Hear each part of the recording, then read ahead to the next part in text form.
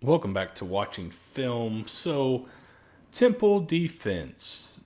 First game of the year, only game of the year for Temple thus far. They played Navy. That doesn't really help us in terms of looking at what USF might expect to see from the Temple defense this weekend. So I decided, why don't we go back? Much like I think the staff's going to have to go back and look at last year. Let's go back and look at how Temple played USF last year. They were able to hold the offense down pretty well, especially on the scoreboard. And let's see how they did that, what they did, and what do we see if we expect to see the same stuff, which I think you will. So here's early in the game. You got the first quarter. You have a stacked look, but you have 2-2.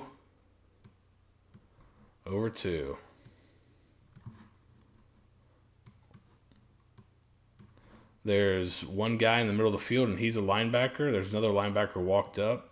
Here's your third linebacker, 4 yards off the ball, give or take. Not real worried about getting beat down the middle of the field or even getting beat in man coverage here. You're getting a blitz coming. So you're going to have a blitz here. Block, throw it out there. These guys are quick to run the ball. Now, it's not the same personnel, but you can tell they're not real worried about getting beat deep. They're coming downhill, making the play at 4 yards. First down, you get 4 yards, but they'll give you that. USF's shown the propensity to throw that screen out there a lot this year, so they might give it to you. Now, maybe if you get in the hands of somebody explosive, they can break it, but they'll probably give you that little screen throw. But just look especially up top. Are they afraid? I mean, as soon as he shows his numbers, this guy's downhill. USF's able to take advantage of their aggressiveness a little bit later in the game, but I think they're going to still play like this. So here they show some aggressiveness, but then they'll mix it up. So here's another next first down. Looks like they're just dropping it 2. He's playing here. He kind of jumps inside, which I think they like to do that. They like to just jump. They'll jump inside on the bottom and maybe try to get you to throw something out here quick, and then he'll drop back. It looks like a 2-deep look. So there they'll drop back underneath stuff. They don't have all these same guys up front, so we'll see how, trying to block them is. There was no real good answers last year. I think you had a new tackle that came in right for this game, and they were pretty good up front. So that'll be interesting to see. Mostly a 4 front early. You'll see some odd front. Against Navy, they were in odd front stuff. But again, it's hard to tell exactly how they'll play against USF. That's like something they're going to. But you can see the ball's not handed off yet. Run. I think they play like a quarters look. They showed that a little bit last year. So if I'm reading number 2 to my side, as soon as I see run, I can fill. Now you can take advantage of that, and you'll see it later. But eyes on 2, 1. He may end up on 1. He's kind of a linebacker hybrid guy they used last year. But these guys, as soon as they see run, they're coming downhill, which I would expect you're going to get this year as well.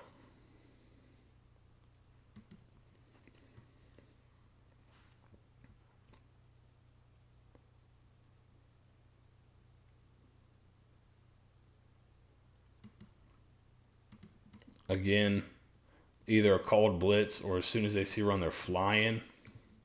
Now, what it looked like was called here is you have that coming behind it on like an RPO look, but we go ahead and give the give here. But imagine if I'm able to pull that and put it on him. Now, this is a problem. But so RPO stuff. So if they are going to be so aggressive, Charlie Weiss Jr. ran a ton of RPO stuff at FAU. Jeff Scott's run RPO stuff at Clemson as well. So if they are going to be this aggressive with the run, maybe I can fit in something in this window behind them. Because I would imagine, I don't know why they wouldn't be aggressive against the run and make you try to beat them over the top. ECU just brought blitz constantly last week, and it gave oh my gosh, that was a terrible mistake. It gave USF some problems. So I wouldn't expect Temple to be passive. Now here's a look at a little bit of difference. So they got a head up on the nose. He looks to be possibly outside shade. He may be inside shade of the tackle. This is the end standing up, but then they've also brought down this safety linebacker hybrid player on the line of scrimmage. And again, but this is, one, eyes on two, out here, one-on-one. There's space to make plays out here. So right there, block, one-on-one. Maybe if that's Johnny Ford, he sticks his foot in the ground, gets back inside, makes a play here. But again, first down, take 5 or 6. Here's the same look. So this is a pretty interesting look at it right here. Here's your stand-up. The motion out of the backfield. That's something I'd like to see a little bit more of. Maybe a little more motion, a little more misdirection. Widens him out. You have a safety over the top here. You got a backer widened out here, but still up top. Eyes on number 2, corner, eyes on number 1. You have a chance right here with this box and the motion. If you have eyes right there, you've got a really good chance on this quarterback draw. But wasn't meant to be last year. But motion, if they're playing man coverage, motion gets guys out of the box, lighten up the box, maybe run your quarterback a little bit more. We haven't seen a ton of design run with McLeod. Might be a good week to break that out if you're going to get a light box. Again, aggressiveness here, 3rd and 7. Bring him inside. This is going to be a screen here, but he's going to follow. So there he follows. And now you have 2 guys leading for your back. Again, maybe this is Johnny Ford. Maybe I can cut back, maybe make something happen, but still first down on a 3rd and 7, taking advantage of the man coverage look. So if they're going to give you that down here, or if they're going to do that where he jumps inside, take advantage of it with some screen. And not just screen on like 3rd and 15, 3rd and medium, throw some screen. Maybe throw some first down screen too.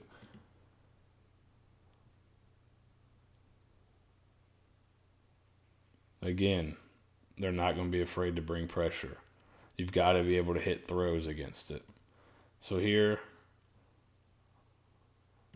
good man beater, inside release, make it look like I'm going out, pivot back inside. This was a play they liked last year. Good throw under duress. You saw that from McLeod last week, but good throw under duress. And look, it's not just one guy blitzing. Bring him, and now he's also wrapping around. So they're kind of just putting it out there like, all right, beat us with the ball. And instead of having 7 guys in protection, put 1 extra guy out, and he wins. And now you get to move the ball a little bit.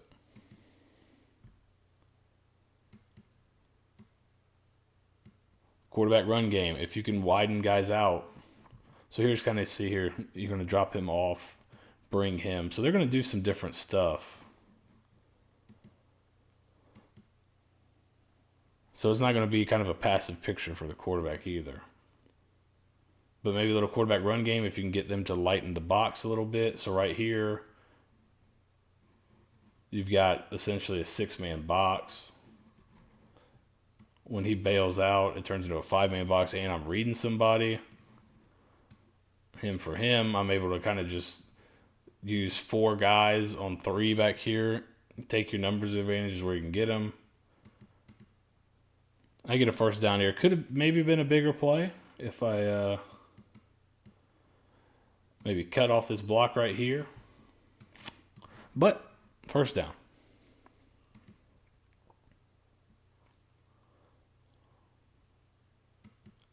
And then look right here. So here's the jet sweep. Ends up being a pretty good play, but here's that thing where they'll bring him deep half or deep third. They could roll it a bunch of different ways and just bring the corner, have him come play inside. He can kind of come be a run player, jump inside for a run and and quick throws as well.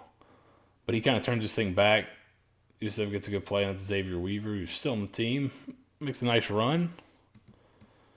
But you just see the aggressiveness. That's what I'm just see how aggressive they are bringing that corner off the edge. It's not necessarily a blitz, but coming off the edge and then rolling the safety over the top. They're not going to sit back and be passive. This is not going to be much different than what we saw against ECU here last week. Again, so here I'm going to bring him off the edge. We're reading him. Looks like I'm going to kind of scrape exchange with the backer. And then the safeties also, they play some quarters, so he's got eyes on 2. When he sees run, he's coming to fill. So right there, now I got 2 to fill. Because, again, they're not scared of, there's your tight end. They're not scared of him breaking back across face and them throwing it, right?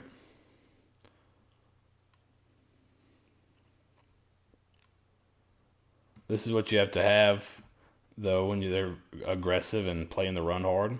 Run fake. So that they're in man-to-man right there.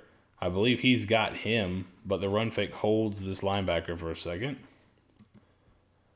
You make a good throw, great catch in traffic. That's what you have to have if you're getting man coverage. I think you're going to get a lot of. And then, again, here, misdirection, movement. He reads run. He's a safety on this side. So there, get the safety on this side who's rolled up tight in the box to come up for run a deep crosser behind him, and then if he runs with it, you have the post against the outside leverage player there.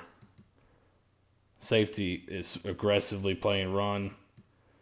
Great job here by McLeod to move in the pocket and deliver a nice throw here for a touchdown.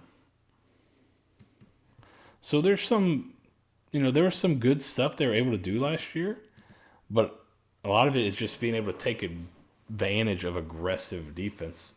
And I don't think you're going to see anything different.